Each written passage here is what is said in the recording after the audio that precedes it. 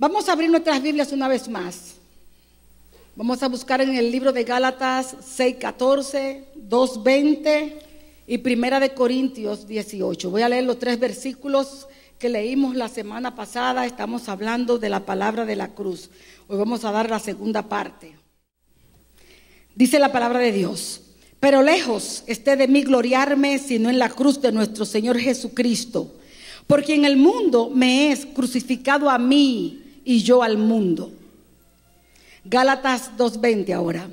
Con Cristo estoy juntamente crucificado, y ya no vivo yo, mas vive Cristo en mí. Y lo que ahora vivo en la carne, lo vivo en la fe del Hijo de Dios, el cual me amó y se entregó a sí mismo por mí.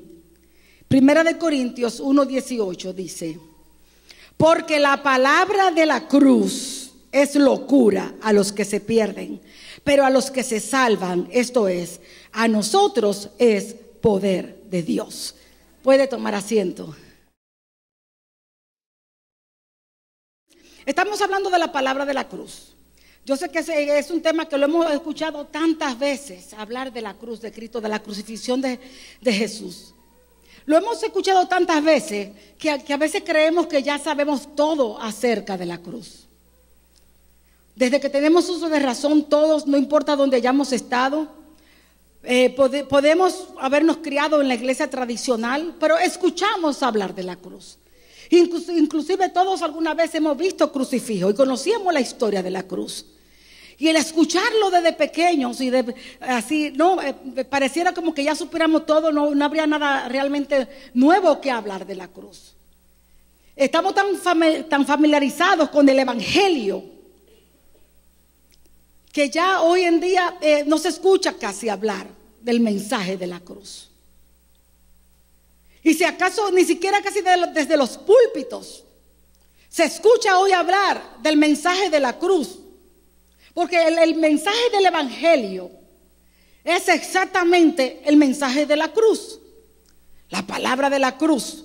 Y hoy se escucha muy poco hablar, tristemente, del mensaje de la cruz, del evangelio. Quizás por el hecho de no tener que llamar, de confrontar a la persona, o que la palabra confronte a la persona y a un llamado a un arrepentimiento. Y cuando escuchamos a veces hablar de la cruz, cuando se escucha alguna vez de algún púlpito hablar de la cruz, usted se habrá dado cuenta que entonces el énfasis se pone en detallar los sufrimientos físicos de Jesucristo. Pero cuando nosotros nos limitamos a simplemente enseñar y enfatizar los sufrimientos físicos de Jesucristo, nunca vamos a obtener un conocimiento profundo de realmente de qué se trata el mensaje de la cruz. Un conocimiento simplemente de los sufrimientos físicos de Cristo nos van a dar un conocimiento superficial y sentimental. Porque el propósito precisamente de hablar de los sufrimientos físicos de Cristo detalladamente y haciendo énfasis en ello, es simplemente con el propósito de apelar a las emociones humanas. Yo recuerdo cuando en la iglesia tradicional, en la iglesia católica, cuando en las procesiones, y yo quiero decirte algo, es una burla apelar únicamente a las enseñanzas de los sufrimientos físicos de Cristo. Yo he escuchado algo como: y míralo allí, colgado en la cruz, y la sangre, apelando a emociones. Eso es una burla. Porque lo que sucedió en la cruz del Monte Calvario va mucho más allá que simplemente sufrimientos físicos.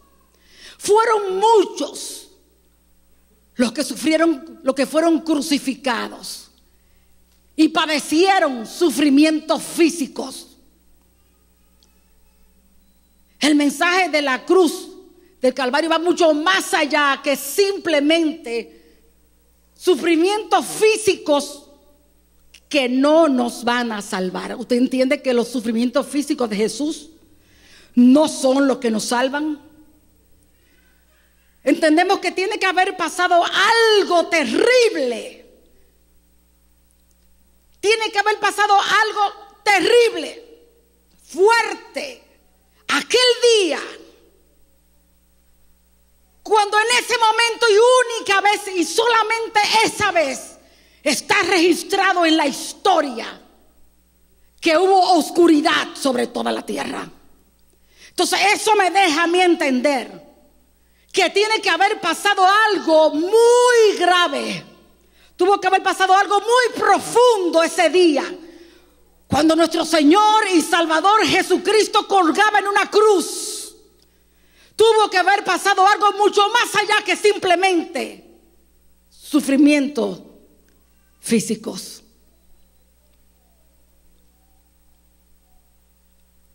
El mensaje de la cruz es el mensaje central de toda la Biblia. El mensaje de la cruz no es un mensaje del presente. La Biblia registra 3 siglos. La Biblia registra el siglo pasado, cuando todo era eternidad, cuando todavía no se había iniciado el tiempo, ni habían límite del espacio ni del tiempo. Todavía no se había iniciado el tiempo.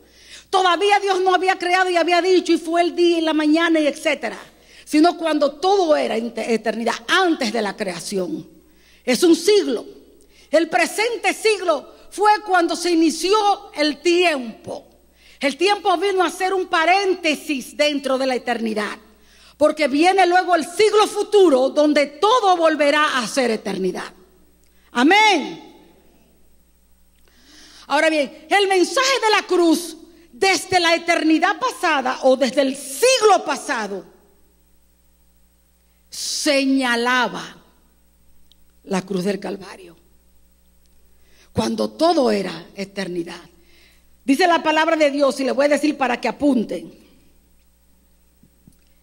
en Primera de Pedro 1, 17 al 21. Dice: y si invocáis por Padre aquel que sin acepción de personas juzga según la obra de cada uno, conducíos en temor todo el tiempo de vuestra peregrinación, sabiendo que fuisteis rescatados de vuestra vana manera de vivir, la cual recibisteis de vuestros padres, no con cosa corruptible como oro ni plata, sino con la sangre preciosa de Cristo. Escuche, como un cordero sin mancha y sin contaminación, ya destinado desde antes de la fundación del mundo. ¿Vimos cuándo fue destinado? O sea que desde antes de la fundación del mundo, ya el Padre estaba apuntando hacia la cruz. El mensaje de la cruz no ha dejado nunca de ser importante para el Padre. Desde antes de la fundación del mundo, desde ya destinado, desde antes de la fundación del mundo, pero manifestado en los postreros tiempos. Amén. Por amor de vosotros y mediante el cual creéis en Dios, quien lo resucitó de los muertos y le ha dado gloria, para que vuestra fe y esperanza sean en Dios. Entonces ya vemos que desde antes de la fundación del mundo, en la eternidad, ya se apuntaba hacia el Calvario.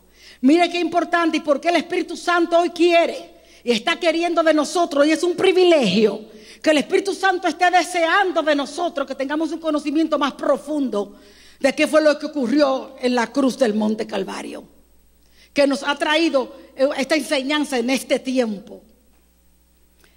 Hoy, dentro de los límites del tiempo, o en este presente siglo ahora que estamos viviendo, todo apunta hacia la cruz del Calvario desde el principio. Cuando Adán y Eva pecaron, ¿qué dijo Dios? Y pondré enemistad entre ti y la mujer, le dijo la serpiente, entre tu simiente y la suya. ¿Cierto? Ella te herirá en la cabeza y tú le herirás en el calcañar. Estaba apuntando ¿a dónde? A la cruz. En el presente siglo, desde el inicio. Esto ocurrió en el Edén. Y cuando todo vuelva a ser eternidad, todo seguirá apuntando. O sea, es el mensaje, hermanos queridos, de la cruz. que nunca dejará de ser. Porque cuando todo vuelva a ser eternidad, que ya pase el tiempo, y todo vuelva a ser eternidad, cuando ya Jesucristo venga físicamente a poner su reino aquí en la tierra y todo vuelva a ser como al principio y Dios pueda volver a decir todo es bueno en gran manera, porque Él va a restaurar todas las cosas. A causa del pecado todo fue sujeto a esclavitud. A causa del pecado aún la tierra fue sujeta a esclavitud, la naturaleza. Pero Dios prometió diciendo que en Él iba a restaurar todas las cosas, porque agradó a Dios, dice en Efesios, en Colosenses, agradó a Dios que en Él habitara toda la plenitud de la deidad y reconciliar en Él todas las cosas, así las que están en la tierra como las que están en los cielos, haciendo la paz por medio de la sangre de su cruz. Amén. Entonces vemos así, comprende que Dios va a restaurar todas las cosas, pero gracias a ¿qué? A la cruz, la sangre de su cruz. Cuando Juan, quiero darle una que me gusta mucho porque a nosotros nos apela bastante. Cuando Juan, después que Jesús se le aparece más o menos unos 60 años más tarde, pero ya Cristo se le aparece en una forma glorificada, Él da una descripción de Él maravillosa, y se le aparece después de haberle dado los 7 mensajes a las iglesias, le dice, sube acá y te mostraré las cosas que han de ser después de esta.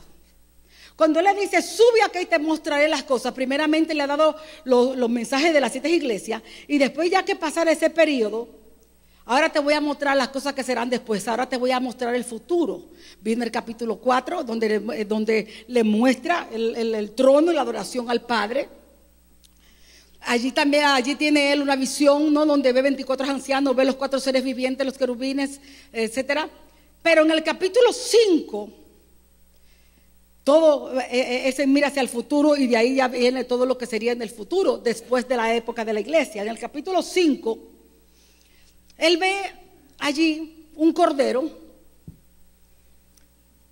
uno que está como inmolado, y está a la derecha del Padre, y toma el rollo que estaba sellado por dentro y por fuera, que contenían los juicios para toda la humanidad, a través de la historia, no, los juicios que vendrían.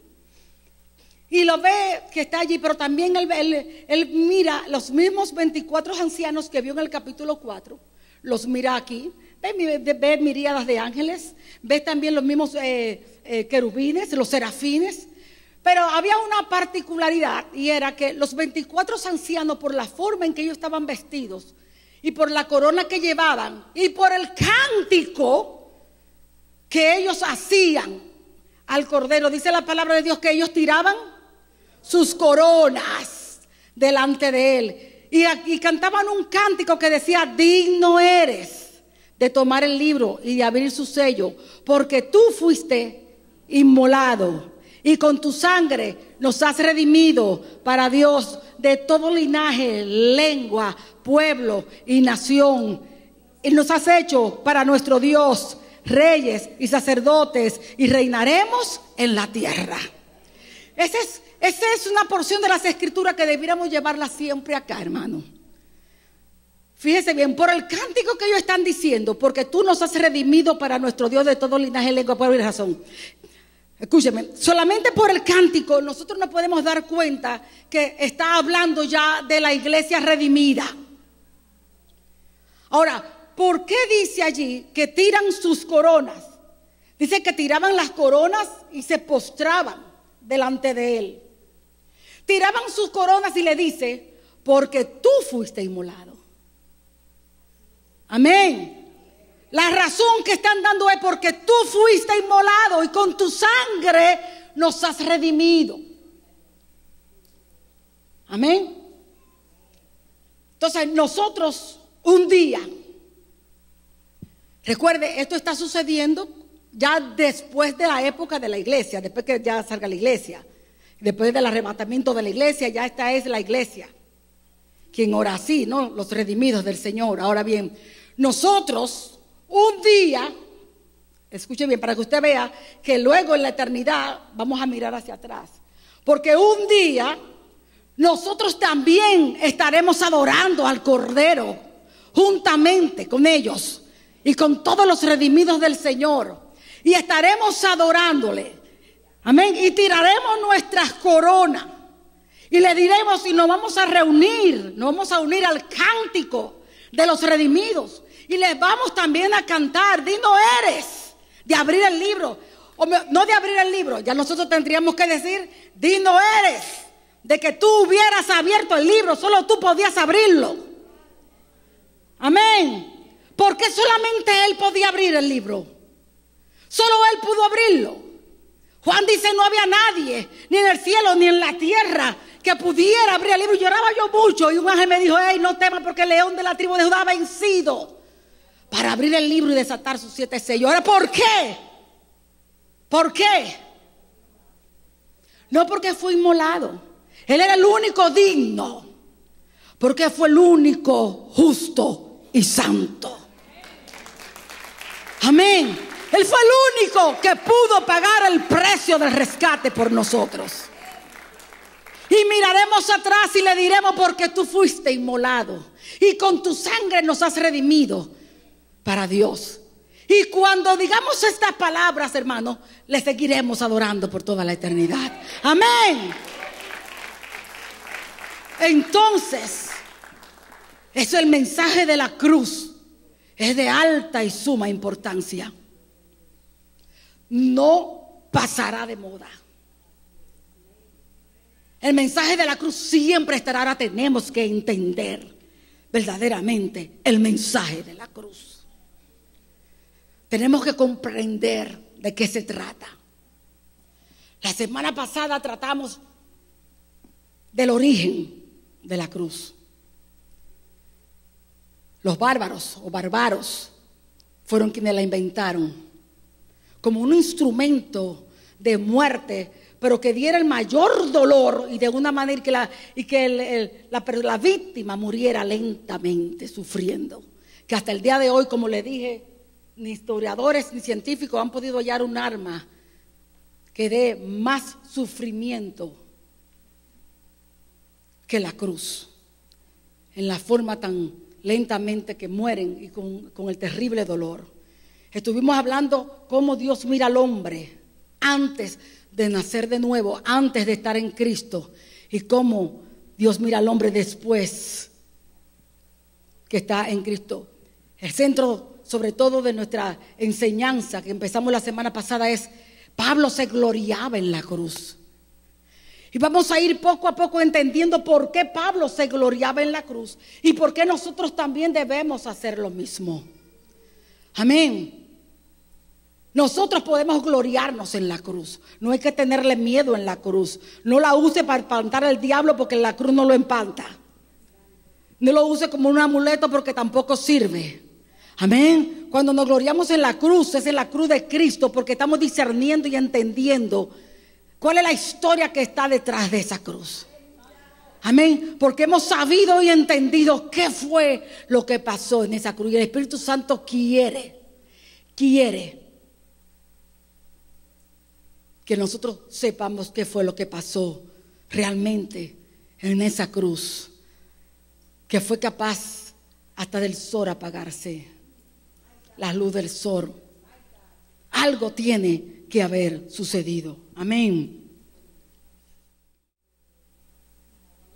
Vamos a ver ahora un trasfondo histórico brevemente. Brevemente, para llegar a la cruz. No pretendo ni analizar siquiera todos los sucesos, porque llegaremos como hasta diciembre por lo menos. Y yo quiero centrarme más que nada. Yo voy a seguir hablando de la cruz porque tengo un mandamiento de Dios. Amén. Pero quiero centrarme hoy en qué pasó en el momento donde hubo tinieblas en la tierra. Y oro, Padre, en el nombre de Jesús, que tú prepares nuestros corazones, Señor. Sí, que tú los prepares, mi Dios. Que tú los prepares para recibir esta palabra, Señor. Que se han quitado todas nuestras vendas, Señor amado. Sí, mi Dios, que tú abras nuestros ojos hoy. Abre nuestros ojos. Espíritu Santo, tú eres el que trae convicción, y tú eres el que corre las tinieblas y hace resplandecer la luz del Evangelio. Si eres tú, Espíritu Santo de Dios, te ruego ahora que nos preparen. Necesitamos saber, necesitamos entender aún más allá. Hermanos, nunca, eso sí quiero que sepas, nunca nunca vamos a entender totalmente qué fue lo que pasó ese día. Nuestra humanidad, nuestro entendimiento humano nunca podrá valorar ni entender qué fue lo que pasó ese día en la cruz del Monte Calvario. Nunca vamos a poder entenderlo. Para entenderlo tendríamos que haber sido seres sin pecado. Para entenderlo. Por eso nunca vamos a poder entender qué fue lo que sufrió realmente el Hijo de Dios en aquella cruz. Pero es solamente cuando logramos un entendimiento, es solamente cuando el Espíritu Santo nos revela algo. Siempre hemos de pedirle que yo pueda entender y saber todo lo que me sea posible mientras esté en este cuerpo, porque un día entenderemos más. Lo que impide que podamos entenderlo hoy como el Señor quiere que lo entendamos es porque todavía el pecado mora en nosotros. Pero cuando seamos libres de la presencia del pecado en nuestros cuerpos, vamos a entender. Vamos a ver, ahora vemos como en un espejo, pero un día lo veremos tal como Él es. Y vamos a poder entender. Pero yo creo que hoy el Espíritu Santo nos puede dar una porción más de lo que hasta hoy hemos sabido ni entendido. Para mí es un asunto, escúchame bien, es un asunto de vida o muerte que entendamos, porque solamente cuando entendemos lo que Cristo hizo, solamente ahí vamos a entender la gracia de Dios. Y solamente así vamos a entender la gratitud que le debemos a Dios. Y solamente así vamos a dejar de ser niños y de jugar a ser cristianos. Y vamos a ser verdaderamente cristianos. Vamos a ser verdaderamente el ejército de Cristo. Porque no es sino hasta que no entendemos, hermano. Hasta que el Espíritu Santo no nos dé esa comprensión, mientras solamente son historias aprendidas acá. Y perdóneme, pero es la verdad. Es la verdad.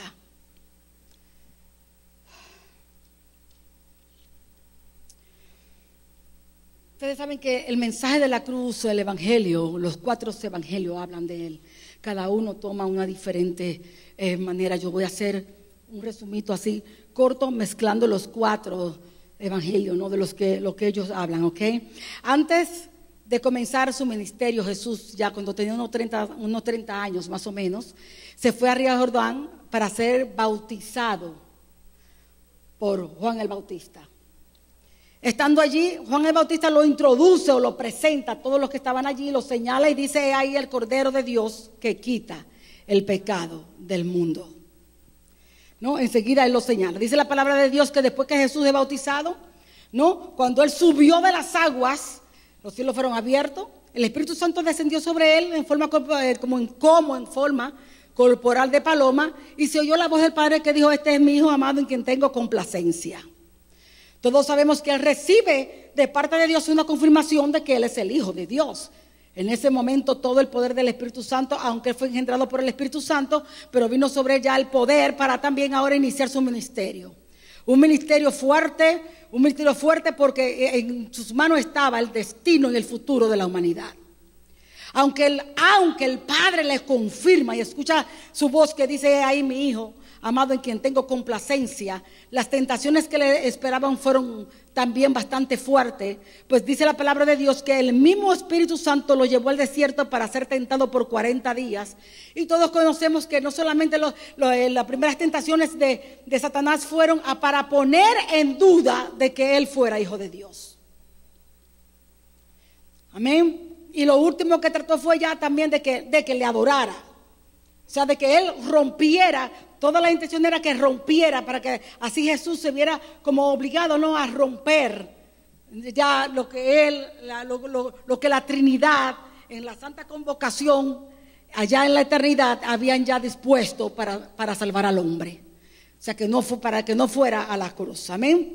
Ya lo vemos ahí. Luego, después de ahí, Jesús comienza su ministerio. Dice la palabra de Dios que salió en todo el poder del Espíritu Santo. y comenzó su ministerio.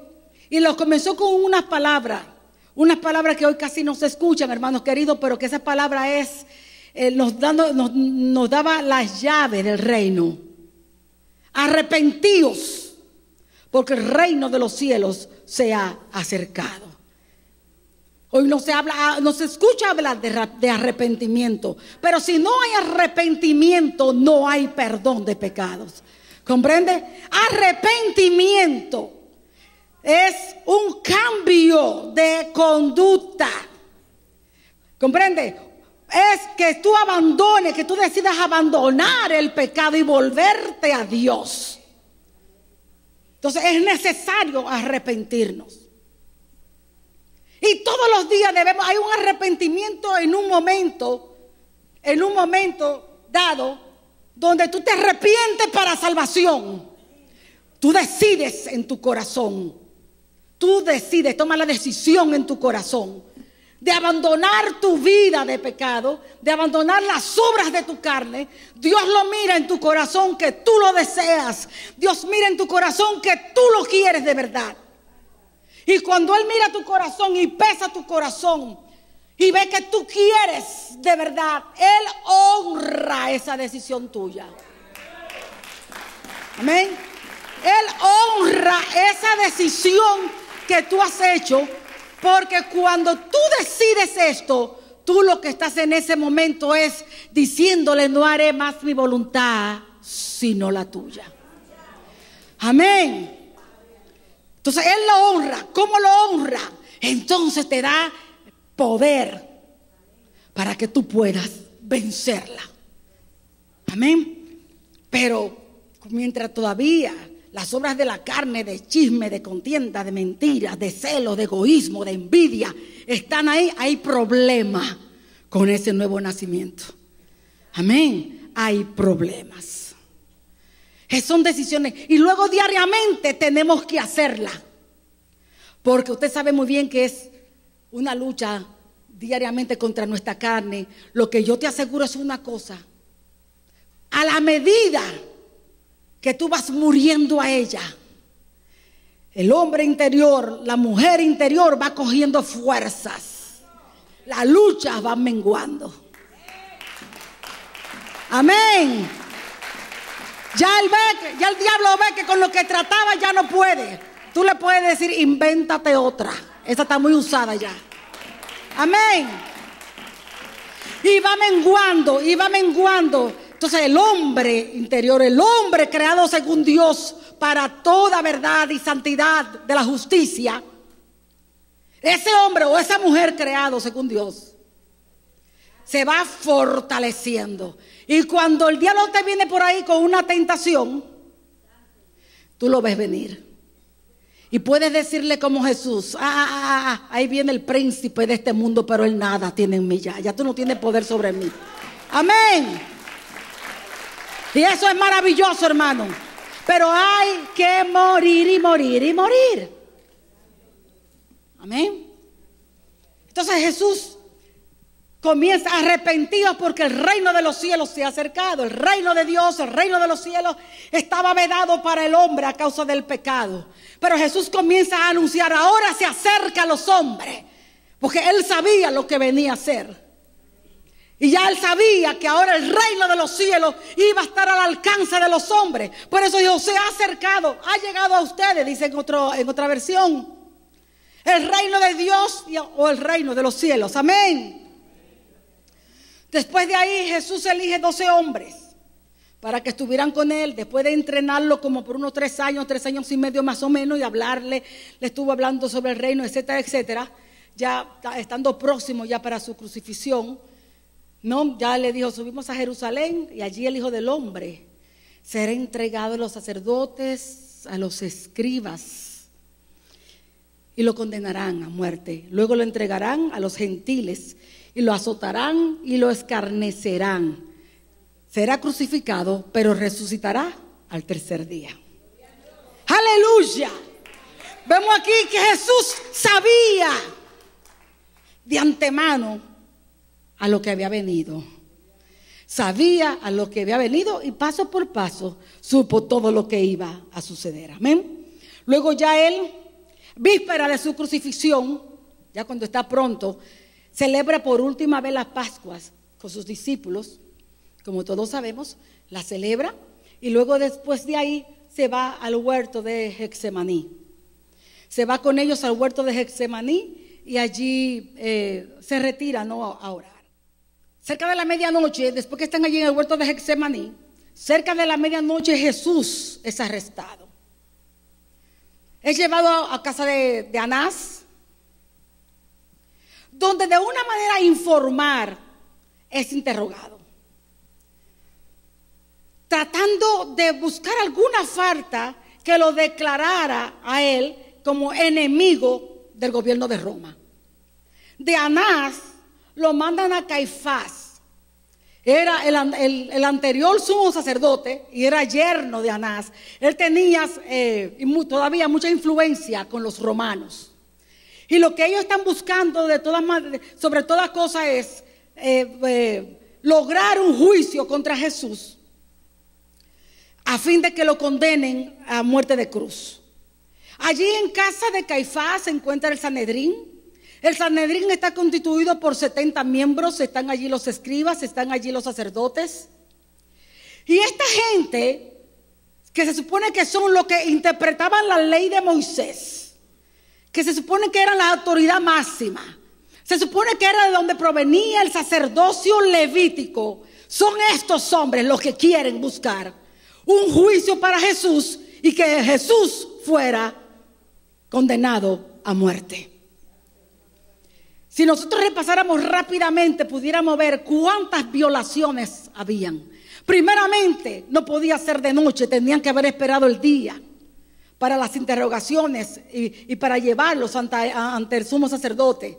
Tenía que ser de día. Segundo, no podían reunirse tampoco en una casa. Tenía que ser en un lugar de reunión del juicio, se llamaba, donde pudieran interrogarlo a él. Y tercero, buscaron testigos falsos, que era algo prohibido por la ley. O sea que podemos ver rápidamente cuántas irregulaciones habían en el juicio de Jesús. De todas maneras, ellos sabiendo que no tenían autoridad, ellos no podían condenar a nadie a muerte, buscaron testigos falsos, etcétera, etcétera, y tuvieron que llegar entonces al gobernador, que en ese tiempo era Poncio Pilato. Poncio Pilato no encuentra culpa, lo manda a Herodes, escuchando que es Galileo. Herodes es la persona que representa al César en Galilea.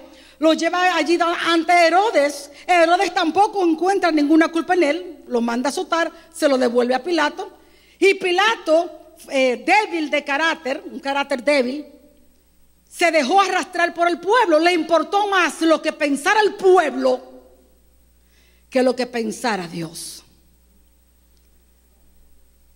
Y lo entregó para ser crucificado.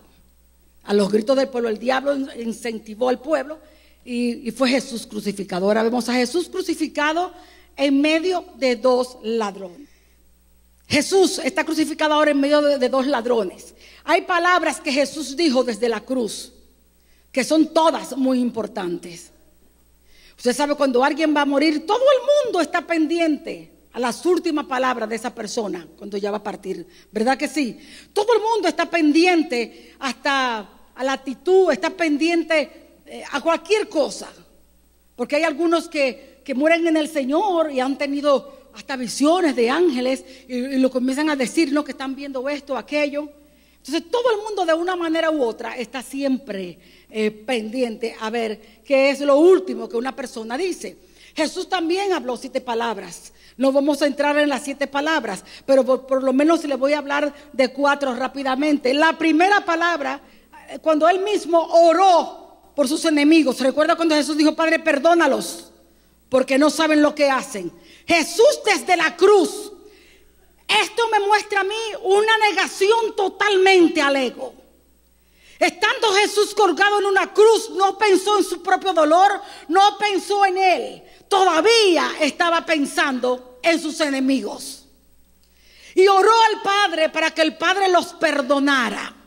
Nosotros, sin embargo, cuando estamos en problemas, cuando nosotros tenemos una situación, ¿qué hacemos? Nos hacemos egocéntricos, egoístas.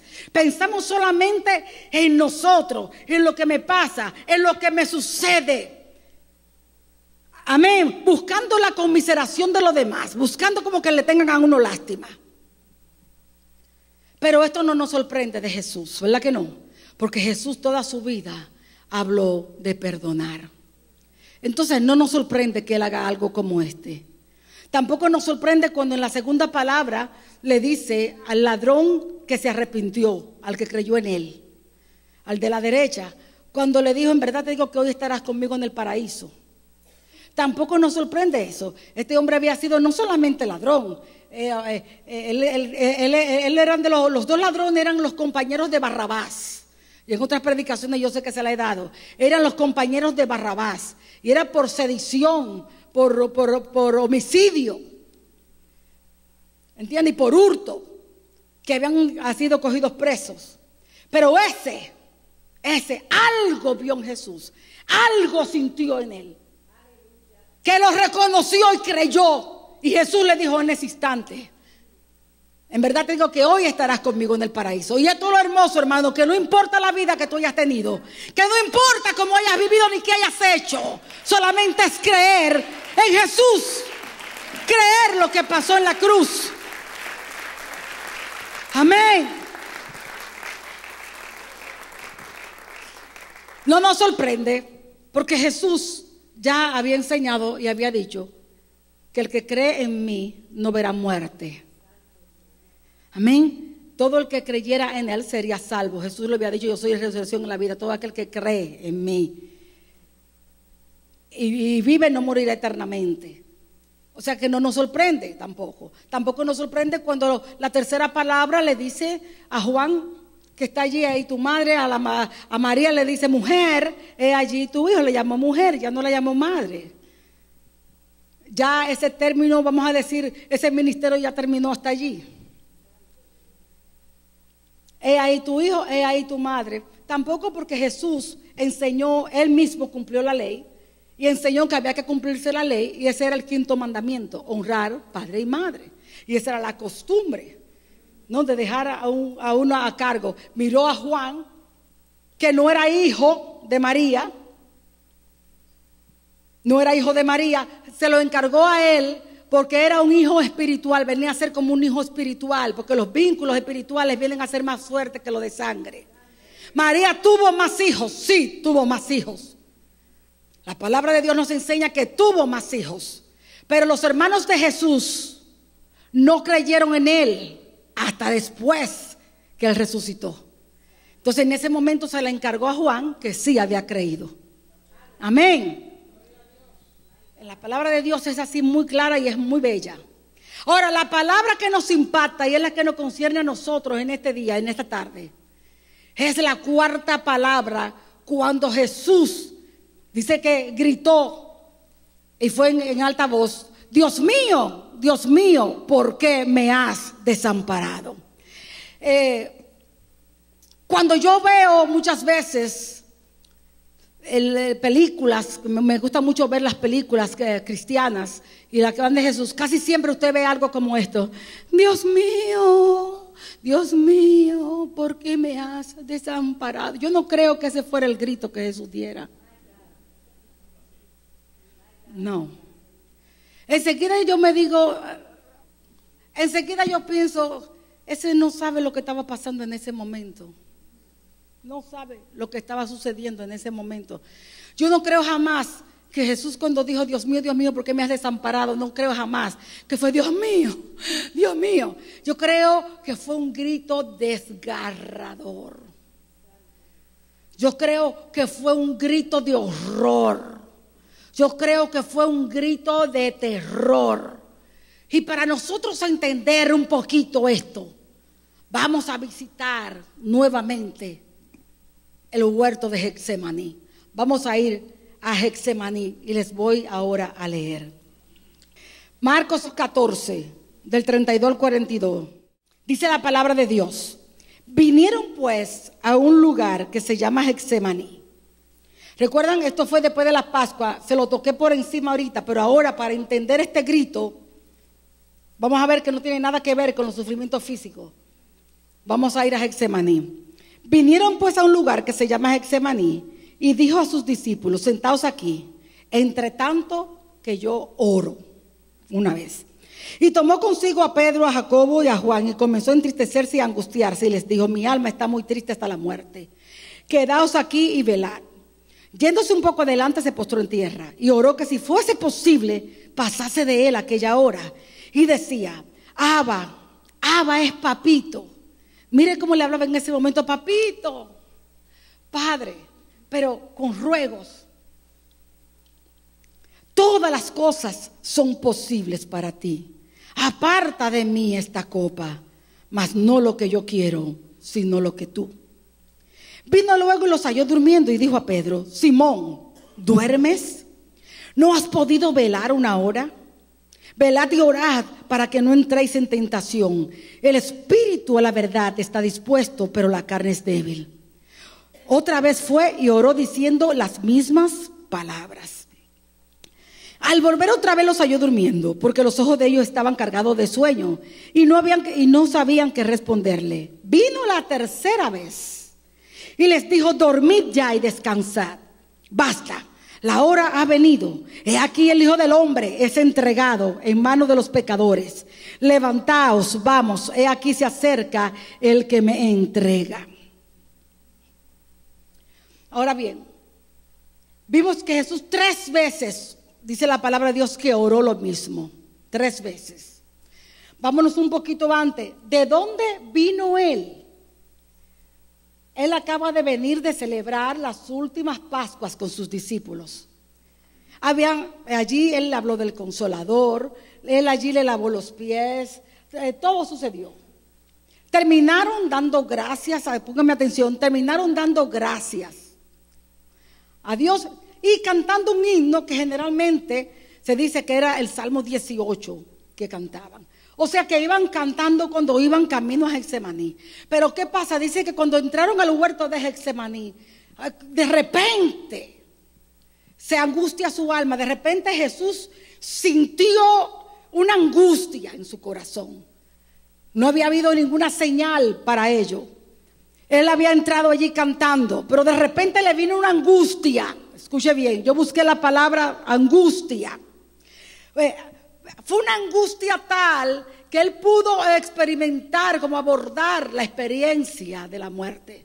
Porque dice: mi alma está angustiada hasta la muerte. Pudo experimentar muerte aún antes de ser crucificado.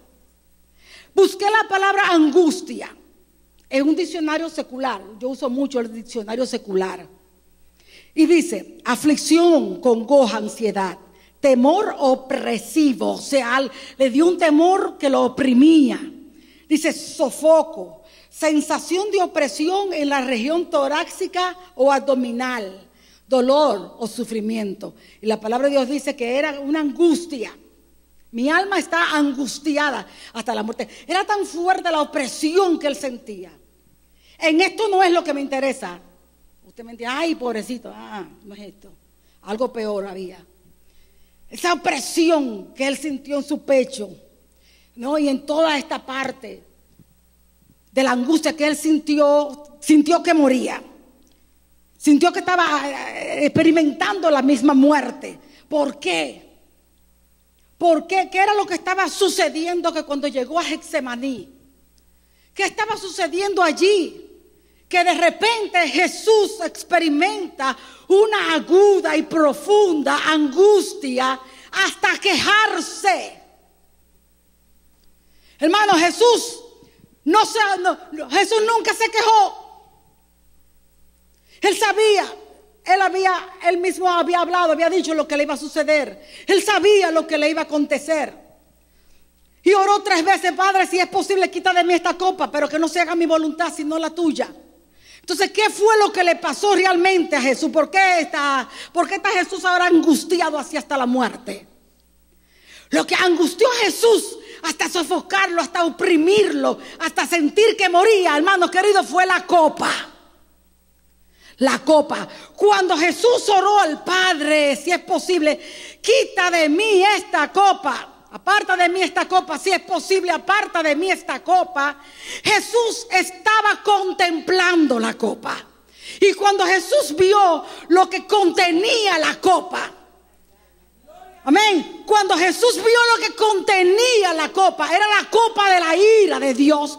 Allí en esa copa Él contempló que en el momento cuando Él cargara con todo el pecado, era la copa de la ira de Dios, ¿cómo iba a estar sobre Él? Todavía no lo estaba sufriendo, pero solamente con contemplarlo se angustió hasta la muerte. El profeta Isaías dice, nos habla de la copa de la ira de Dios. Por eso 3 veces Jesús, escúchame, se horrorizó. Jesús se horrorizó de ver lo que le venía, la ira del Padre. Allí Él pudo contemplar que la separación, que sería abandonado del Padre. Él pudo contemplar que estaría totalmente solo. Él siempre había dicho, yo no estoy solo, el Padre siempre está conmigo porque yo siempre hago lo que le agrada. Sin embargo, en esa copa que Él estaba allí contemplando, cuando le dijo, aparta de mí esta copa, la copa de la ira, de toda la ira furiosa de Dios que iba a caer sobre Él a causa de nuestros pecados, clamó al Señor, si es posible, si hubiera otra forma. Recuerde que estamos hablando de la humanidad de Jesús. Dijo, si es posible. Cuando Jesús dice, si es posible, aparta, es si hubiera otra forma. Hasta ese momento Él siempre lo supo. Desde antes de la fundación del mundo Él lo supo. Él lo supo en toda su trayectoria desde que nació. Él lo había anunciado un poco antes. Él lo supo, Él sabía lo que había venido. Pero cuando se encuentra con la realidad,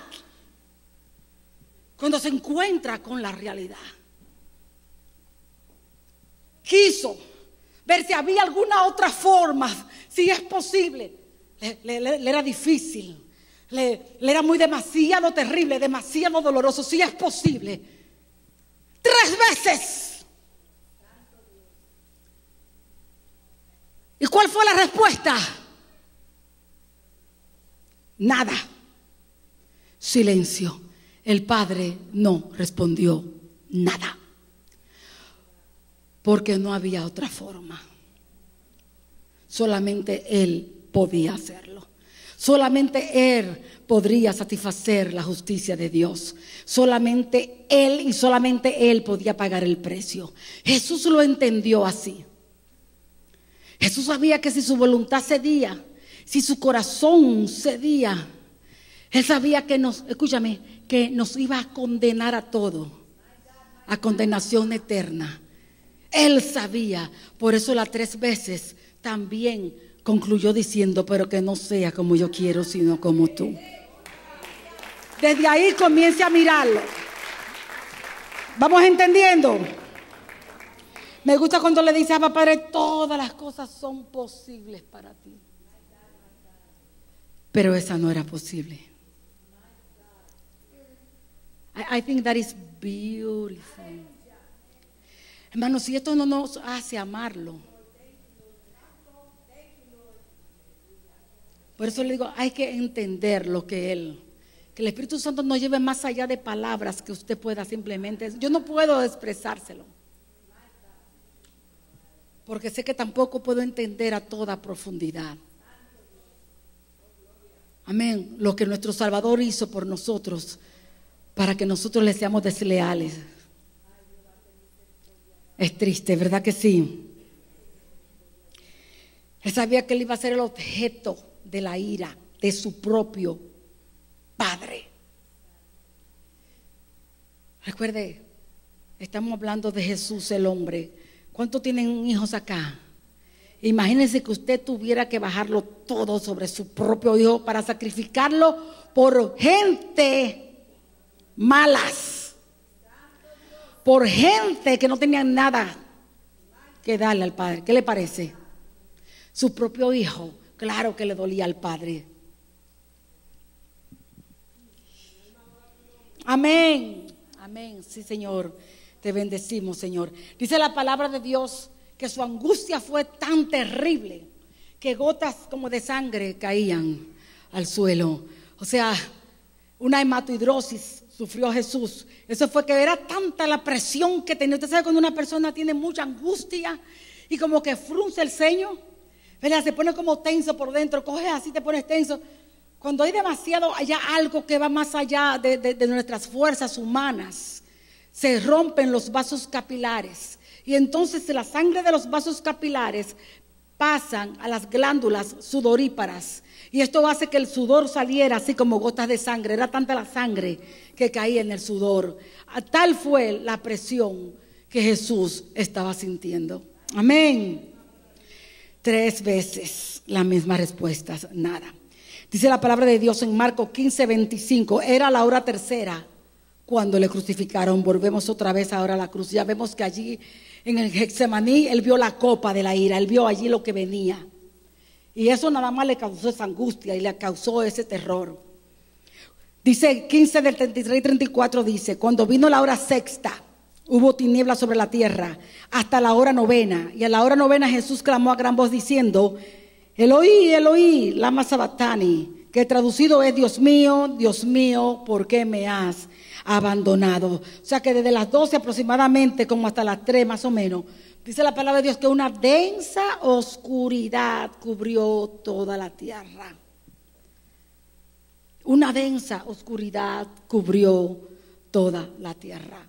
En los anales, creo que le dije alguna vez que en los anales de la astronomía a través de toda la historia, no hay registrado absolutamente, no hay registrado un eclipse, no hay registrado un fenómeno astronómico que pudiéramos decir que algunos planetas o algo no cubrieron un poco la luz del sol. No hay registrado nada que ver absolutamente, porque esta densa oscuridad, hermano, la dio sobre la tierra el único que podía hacerla. Amén. Esta densa oscuridad vino de Dios mismo.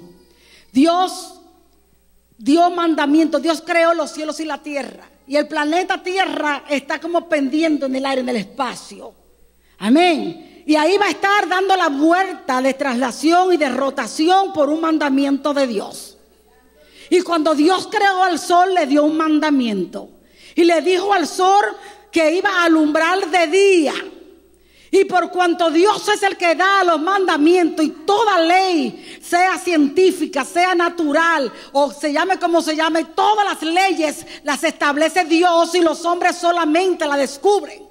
Solamente Dios puede obligar la naturaleza a hacer lo que es contrario a ella misma. Amén.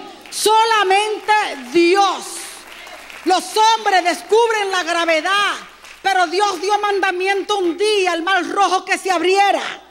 Y en contra de la gravedad tuvieron que hacerse 2 columnas de agua. Amén.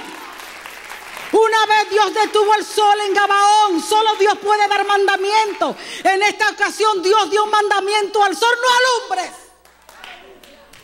Solamente Dios podía hacerlo. Amén. Hubo una densa oscuridad sobre la tierra. Dios detuvo el sol. Dios detuvo la luz del sol. Algo iba a pasar, escucha. Algo iba a pasar. Algo trascendental. Iba a suceder algo histórico. Iba a acontecer algo humillante. Pero era un acontecimiento que iba a suceder una sola vez y para siempre. Escucha bien, una sola vez. Ya no hay más sacrificio. Una sola vez iba a suceder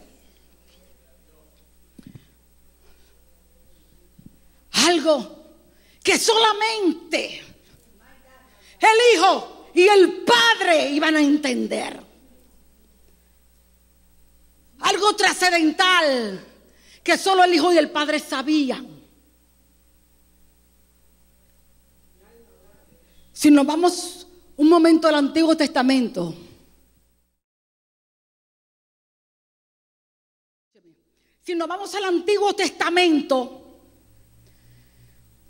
podemos ver que todos los sumos sacerdotes que existieron en el sacerdocio levítico, comenzando por Aarón, y toda su descendencia. Recuerde que Dios eligió la tribu de Leví, de la tribu de Leví una familia, y de esta familia Aarón, hermano de Moisés. Y todos los sacerdotes que hubieron, porque hubieron muchos, porque ellos morían, entonces venía el sucesor, ¿cierto? Todos ellos, los sumos sacerdotes, era el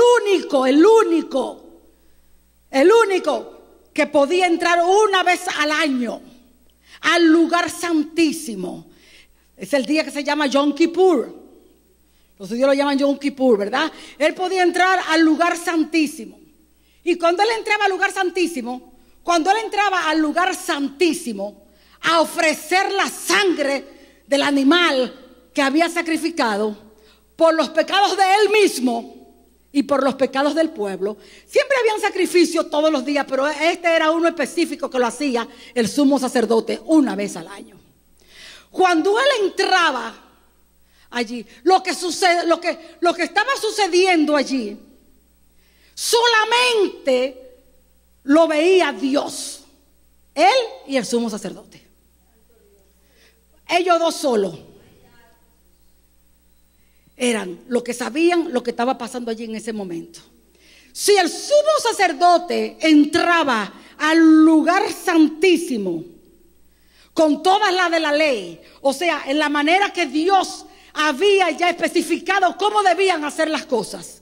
Si él entraba allí después de los ritos de purificaciones y de todos los rituales que tenían que hacer, él lo hacía correctamente.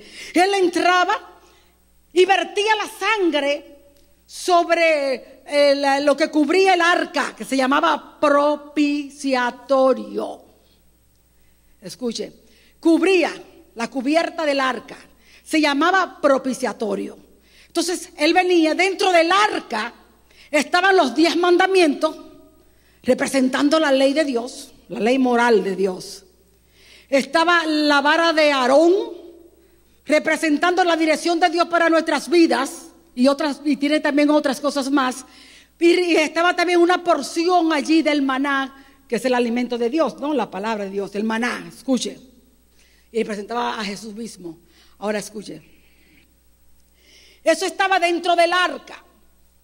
El arca tenía la cubierta que se llamaba propiciatorio. Si el sumo sacerdote entraba exactamente como Dios había hecho todas las cosas como Dios había dicho, él venía con la sangre y la vertía sobre el propiciatorio, la cubierta, la vertía sobre ella. Al verterla sobre ella, cuando Dios no nos descendía así, la gloria de Dios iluminaba, ¿qué pasaba?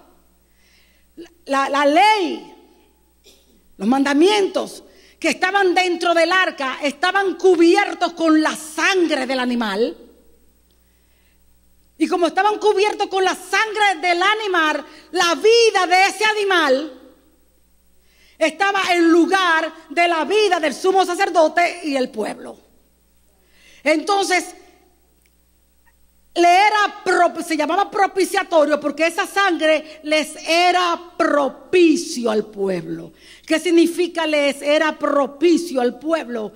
Esto significa que esa sangre la vida, no de ese animal, esa sangre derramada aplacaba la ira de Dios y lograba el favor de Dios para el pueblo a quien Dios perdonaba. Amén. O sea que aplacaba la ira de Dios y lograba que Dios perdonara al pueblo y perdonara al sumo sacerdote. ¿Entendemos? O sea, rápidamente, hay un libro que hace rato que lo escribí, del tabernáculo de Moisés. Ahí dividí de eso, donde todo y con gráfica está. Todas esas partes. Pero quiero traerlos aquí para que entendamos un poquito ahora la cruz. Amén.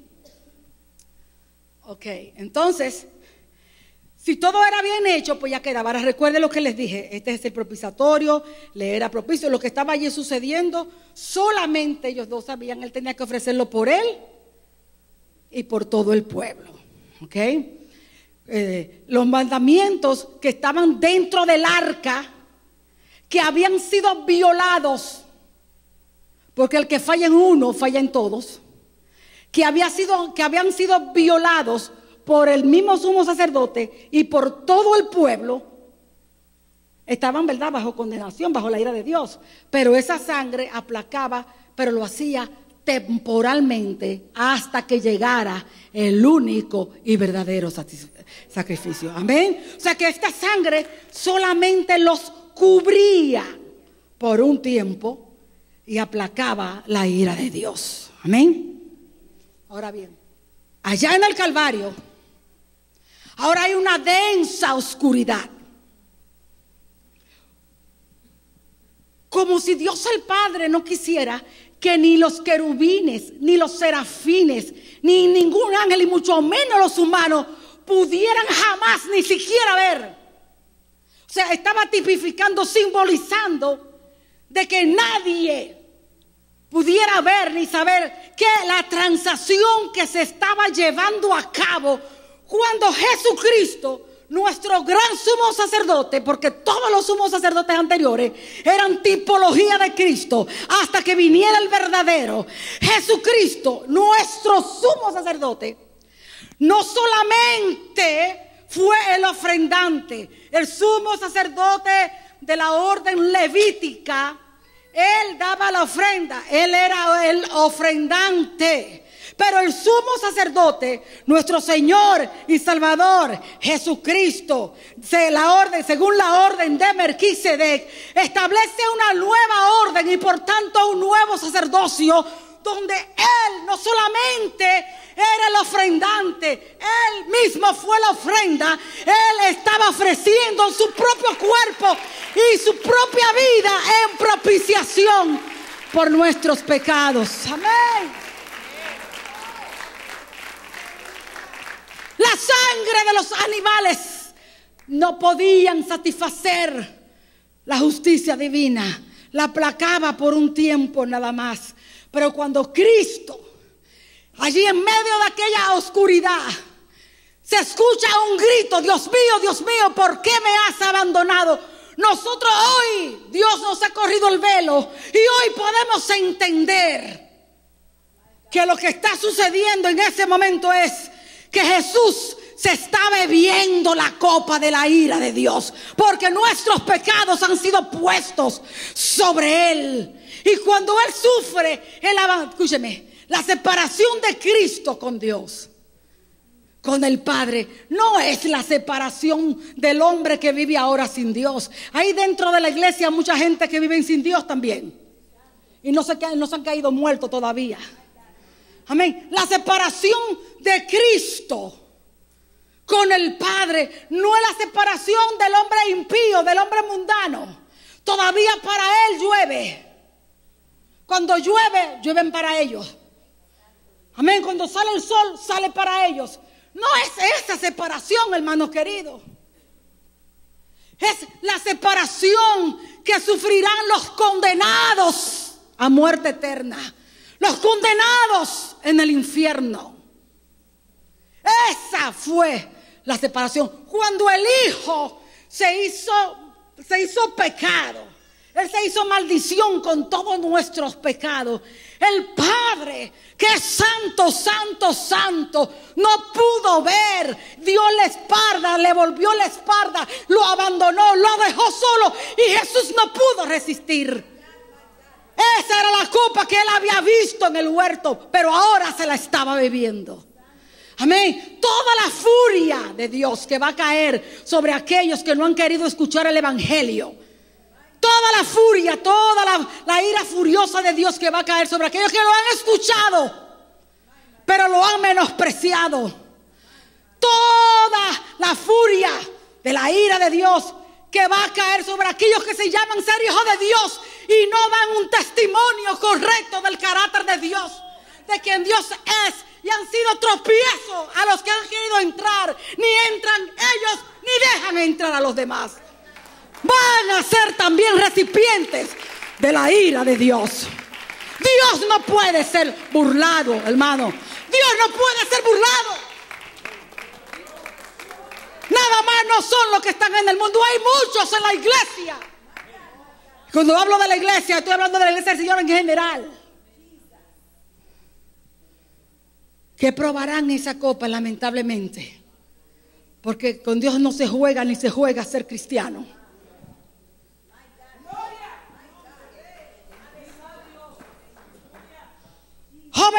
es así.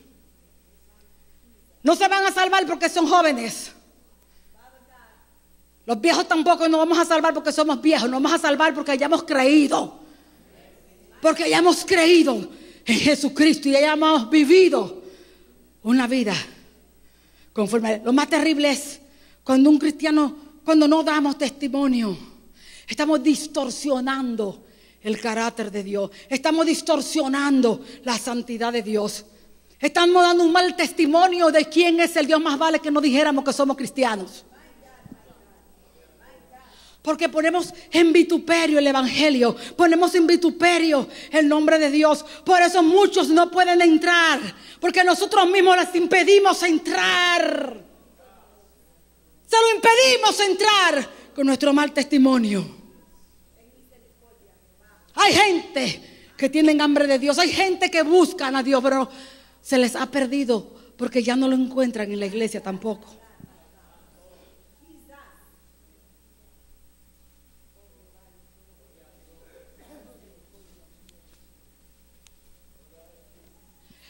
En aquel momento de densa oscuridad estaba sucediendo una transacción que solamente el Padre y el Hijo sabían.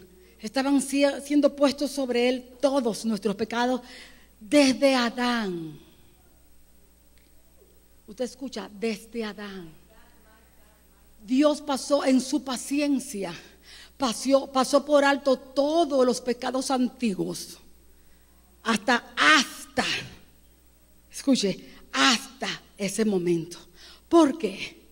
Porque en ese momento, allí en la cruz del Calvario, estaba muriendo un hombre, estaba pagando el precio, un hombre que cumplió toda la ley. Perfectamente la cumplió. Y la justicia que era por la ley, que ningún hombre podía cumplir, él la cumplió. Entonces, en la cruz del Calvario, como Él cumplió perfectamente la ley, la justicia que es por la ley, cuando tú crees en tu corazón, pero cuando tú lo crees de verdad en tu corazón, que Él llevó tus pecados y que no hay ninguna razón para que tú continúes viviendo en pecado, esa justicia de Cristo, eres revestido con esa, te es imputado a ti. ¿Comprende?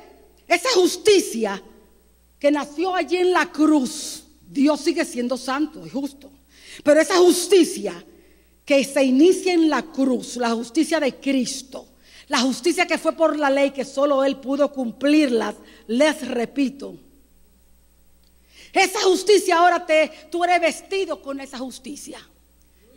Entonces cuando tú lo recibes y tú aceptas, y ahora Dios te mira, ya Dios no mira la suciedad de tu corazón. Dios está mirando la vida de la sangre de Cristo que te está cubriendo, que está sobre ti. Amén. ¿Recuerdan la sangre del propiciatorio? ¿Se acuerdan la sangre que los cubría? Ahora nosotros estamos cubiertos con la sangre de Jesús. Sangre preciosa para el Padre. Amén. No sangre de animales, sangre de un hombre Dios, de un hombre santo y perfecto. La sangre del Hijo de Dios nos ha lavado de todo el pecado, de toda esclavitud, de todo el poder del pecado, para que nosotros hoy libre, podamos bendecir su nombre y podamos ser llamados hijos de Dios. Aleluya. Aleluya. Y no permitir que el diablo te hable de tu pasado. Dígale: yo no tengo pasado, yo no tengo pasado. Yo ya tuve un nuevo comienzo. Aleluya. Porque la sangre de Jesús no lo cubre el pecado, los lava, los quita una vez y para siempre, porque agradó al Padre. Aleluya. La justicia del Padre quedó satisfecha. El Padre quedó satisfecho. El Padre quedó agradado. Y dijo: ahora todo el que cree en mi Hijo tiene salvación. de simple. Aleluya.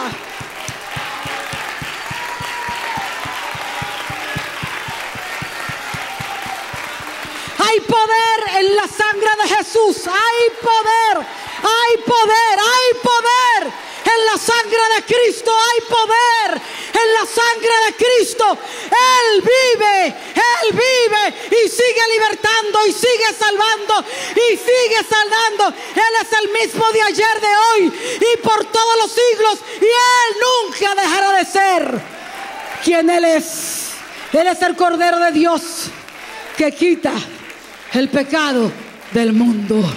Para que tus pecados salgan de tu corazón y de tu vida, es necesario que Él entre primero. Aleluya, aleluya, aleluya.